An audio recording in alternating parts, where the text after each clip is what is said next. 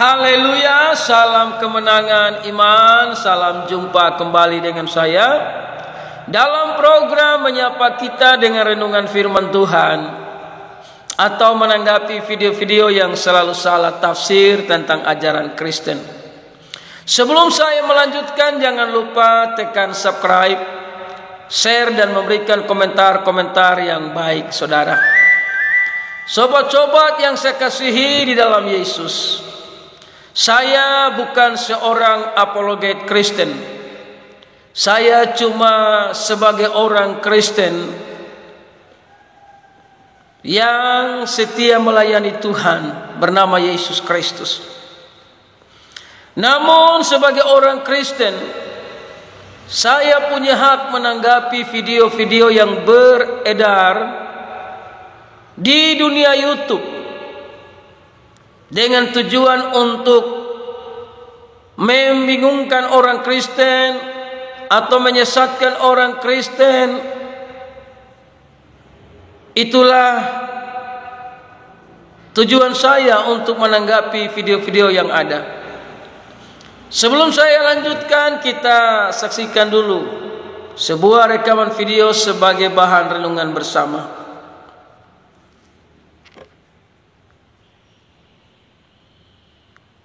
Nah sekarang gini, contohlah, anggap aja sebagai orang Kristen, Yunia kan percaya bahwa Yesus sudah mati di atas kayu salib buat tebus dosa Yunia. Sebagai orang Kristen. Berarti Yunia cinta sama Yesus dong? Iya. Iya dong. Misalnya Yunia dikasih kesempatan ngelihat Yesus mau disalib, kira-kira Yunia lari seperti murid lain, atau nolong Yesus supaya nggak disalib, atau bantuin tentara Romawi salib Yesus? Ya kalau kita percaya sama dia, harusnya kita nolongin dia lah. Nolongin supaya disalib? Supaya enggak. Supaya nggak disalib. Supaya nggak disalib. Berarti kita juga terus kita kalau mengorbankan diri kita juga gitu loh. Kalau emang kita percaya sama dia juga gitu. Terus ya, kalau nolong Yesus supaya nggak disalib, nggak ditebus dong dosanya? Oh, makanya. Ya makanya. Bingung juga apa deh. Oh ya makanya. Di belakang ditebus juga. Kan rumusnya kan Yesus mati di atas kayu salib untuk tebus dosa Yunia kan? Kalau Yesus tolong Yesus supaya nggak disalib, nggak ada penebusan dosa dong. Nah, itulah sebuah rekaman video yang sudah saya bagikan agar kita bisa renungkan bersama. Saudara, bagaimana diskusi tadi? Kelompoknya Donditan, dan Donditan bertanya kepada seorang perempuan, apa yang Anda lakukan seandainya waktu itu Anda berjumpa dengan Yesus ketika mau disalib? Melarikan diri, menolong Yesus, atau mendukung orang-orang Romawi membunuh Yesus? Dia menjawab bahwa dia mencintai Yesus, maka dia harus menolong agar Yesus tidak disalibkan.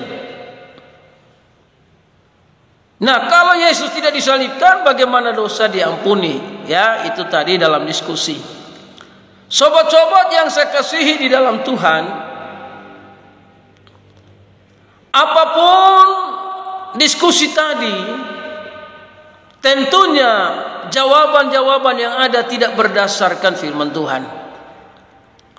Ya, saudaraku yang saya kasihi, Yesus itu datang untuk menyelamatkan kita. Jadi kita tidak punya hak untuk menolong dia. Dalam Yohanes 3 ayat 14, dan sama seperti Musa meninggikan ular di padang gurun, demikian juga anak manusia harus ditinggikan. Jadi Yesus sudah menyampaikan bagaimana cara dia akan mati.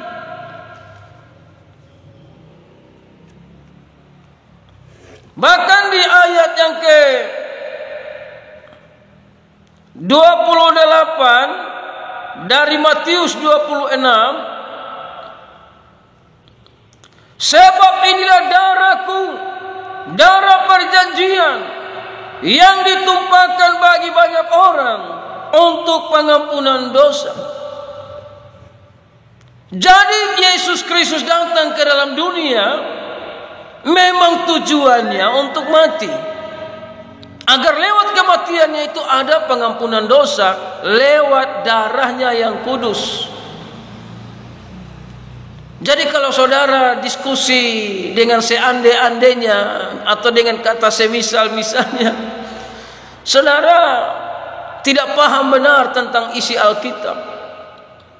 Ya, saudaraku yang terkasih, bahkan dalam Markus 10 ayat 45, karena anak manusia juga datang bukan untuk dilayani, melainkan untuk melayani dan untuk memberikan nyawanya menjadi tebusan bagi banyak orang. Jadi memang Yesus Kristus datang itu tujuannya untuk mati, karena dengan menyerahkan nyawanya itu menjadi penebusan bagi banyak orang. Jadi saudara, diskusi saudara itu tidak berdasarkan Alkitab, jawabannya tidak berdasarkan Alkitab. Ya, karena seandai-andainya atau semisal-misalnya dipakai. Ya, saudara menghayal. Ini pemahaman-pemahaman yang keliru, memaksakan diri untuk mengerti isi Alkitab, tapi ternyata bingung sendiri, saudara yang terkasih. Nah, saudara, di ayat yang ke-22 dari Lukas 9, dan Yesus berkata, anak manusia harus menanggung banyak penderitaan dan ditolak oleh tua-tua, imam-imam kepala dan ahli-ahli Taurat, lalu dibunuh dan dibangkitkan pada hari ketiga. Jadi murid-murid ini sudah tahu bahwa Yesus itu akan mati dan bangkit pada hari yang ketiga. Memang saudaraku yang kekasih, ketika penangkapan itu mereka ada yang lari, saudaraku yang terkasih, dan memang itu atas permintaan Yesus supaya mereka itu tidak boleh ditangkap. Karena memang dia yang dicari, maka tangkaplah dia. Sehingga di Taman Getsemani itu ketika akulah dia, Yesus berkata banyak yang jatuh. Nah, saudara, jadi saudaraku yang kekasih, ketika di Taman Getsemani Yesus ditangkap, Petrus memotong telinga seorang hamba imam besar. Yesus berkata, sarungkan pedangmu, siapa yang main pedang akan mati oleh pedang. Petrus sudah bela, tapi Yesus bilang, sarungkan pedangmu. Yesus berkata, kau pikir saya tidak bisa berseru kepada Bapa untuk mendatangkan malaikat-malaikat untuk membantu saya di tempat ini? Ya, dalam Matius 6 ayat 53. Atau kau sangka bahwa aku tidak dapat berseru kepada Bapakku supaya ia segera mengirim lebih dari 12 pasukan malaikat membantu aku? Jadi Yesus itu bisa menyelamatkan dirinya supaya tidak bisa disalibkan.